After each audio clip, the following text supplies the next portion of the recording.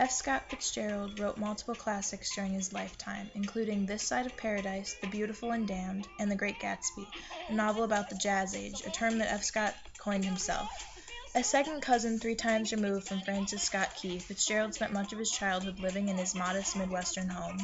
A heavy drinker and brooding author, F. Scott eventually married Zelda Sayre, and the two thus became the symbol of the 1920s. Zelda Sayre only agreed to marry F. Scott Fitzgerald after he published his first novel. A writer herself, she appreciated the driven work ethic that they both possessed. The two would later go on to become associated with the other popular writers of the time period, including Ernest Hemingway. However, despite their initial attraction, the couple often disagreed with each other.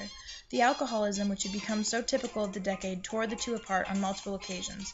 On top of their rampant substance abuse, Zelda was also a schizophrenic with borderline personality disorders. Together, the couple had one daughter named Scotty. Their daughter often remained neglected, as F. Scott spent much of his time working on his novels, and Zelda was off at gallant parties posing as the original flapper girl. Zelda influenced much of women's fashion during the decade and even served as the inspiration for many of F. Scott's characters, including the famous Daisy Buchanan. F. Scott often highlighted the negative aspects of their relationship in his novels, and Zelda responded by doing the same in hers. After a rather unfortunate fight while on vacation, the two split up permanently and did not see each other for many years. During this time, Zelda continued her slip into mental disorders, and their daughter Scotty was taken from them after F. Scott's death. Zelda died shortly after. While they were not the most functional or respectable couple of the 1920s, they were certainly one of the most influential.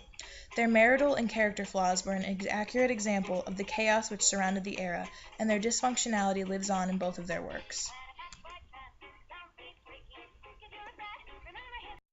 Con los terroristas.